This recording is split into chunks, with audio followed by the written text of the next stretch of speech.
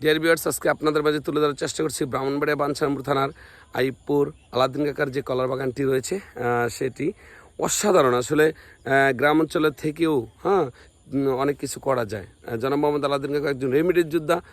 তিনি চেষ্টা করেছেন আসলে কি করা যায় গ্রামে। সে তিনি গরু খামার দিয়েছেন, তারপরে বিভিন্ন জমিতে শাকসবজি করছেন। আর আজকে এসে দেখলাম তিনি একটি কলার বাগান করেছেন এবং কলা এই বাগানটিতে তিনি কঠোর পরিশ্রম করেছেন এবং শ্রম দিয়েছেন।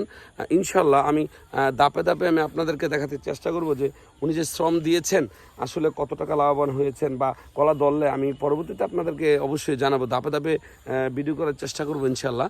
তবে আজকে যে ভিডিওটা করছি সেটা হচ্ছে যে আলাউদ্দিন কাকার কলা বাগানের যে গাছগুলো বড় হচ্ছে এবং তিনি দেখেন নিচে পেনা অর্থাৎ পেনা দিয়েছেন তাদের জোর হওয়ার জন্য।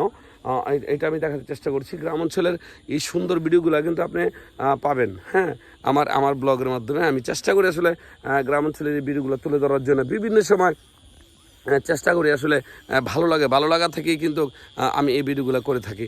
আপনারা অবশ্যই আমার পাশে থাকবেন এবং চ্যানেলটি সাবস্ক্রাইব করে দিবেন, ঠিক আছে? অবশ্যই আপনাদের একটা সাবস্ক্রাইব চ্যানেলটা অনেক দূর এগিয়ে যাবে ইনশাল্লাহ। আপনাদের ভালোবাসায় ধাপে ধাপে রিফাত মজার ইংলিশে যে পেস্ট্রি রয়েছে সেটা কিন্তু ইনশাল্লাহ অনেকটাই সামনের দিকে এগিয়ে যাচ্ছে এবং প্রায় 12 লক্ষ মানুষ 1.2 মিলিয়ন হয়ে গেছে।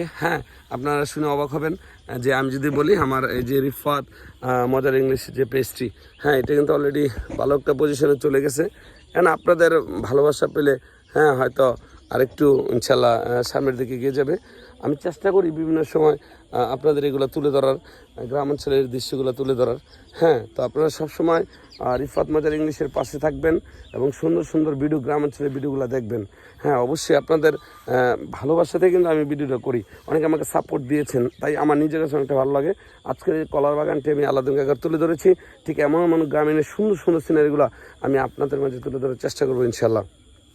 আপনাদের ভালোবাসায় অনেক মানুষ আমার এই ভিডিওগুলো দেখেন। আসলে গ্রামের এই প্রাকৃতিক মনোরম, অনেকে যারা রেমিটেন্স যোদ্ধা রয়েছেন তারা অনেকেই কিন্তু এই ভিডিওগুলো দেখার জন্য বলেন, যার কারণে আমি ভিডিওগুলো করি। বিশেষ করে আমি বলবো যারা রেমিটেন্স যোদ্ধা রয়েছেন, এই আলাউদ্দিন কাকা কিন্তু একজন রেমিটেন্স যোদ্ধা ছিলেন। তিনি এসে এই কলার বাগানটি করেছেন এবং এই কলা বাগানটিতে তিনি লাভবান হবেন। তিনি বলেছেন ইনশাল্লাহ তিনি লাভবান হবেন। এই কলা বাগানটি কিন্তু ওনার অনেকটা খরচ করছে, উনি খামার দিয়েছেন। আসলে অনেকে চিন্তা করেন যে প্রবাস থেকে এসে আমি কি করব, তাই না? আমি বলবো আলাউদ্দিন কাকার মতো এমন উদ্যোক্তা হন, আলাউদ্দিন কাকার মতো পরিশ্রম করুন, ইনশাল্লাহ আপনিও কিন্তু সফল হবেন। সফলতা হইতে গেলে কিন্তু আপনাকে পরিশ্রম করতে হবে। পরিশ্রম বাদে আপনি সফল হবেন, সেটা কিভাবে আপনি কল্পনা করতে পারেন? এই কলা গাছগুলো মাটিগুলো নরম করা হয়েছে, তার পরবর্তীতে এই কলা গাছগুলো কিন্তু এখন বর্তমানে কি বলবো একটু বড় হয়েছে। তারপরে কিছুদিন পরে কিন্তু আবার কলা ধরবে। আসলে এরকম যদি এই গ্রাম অঞ্চলের দৃশ্যগুলো আপনারা যদি ইনশাল্লাহ দেখেন তাহলে আপনাদের কাছে কিন্তু সত্যি অনেক ভালো লাগবে, ঠিক আছে? আপনারা যারা দেখছেন রিফাত মজার ইংলিশে পেজটার সাথে থাকবেন এবং আলাউদ্দিন কাকার মতো উদ্যোক্তাদেরকে বের করে আমি ইনশাল্লাহ সবাইকে দেখানোর চেষ্টা করবো ইনশাল্লাহ। ধন্যবাদ। আসসালামু আলাইকুম ওয়া রাহমাতুল্লাহি ওয়া বারাকাতুহু।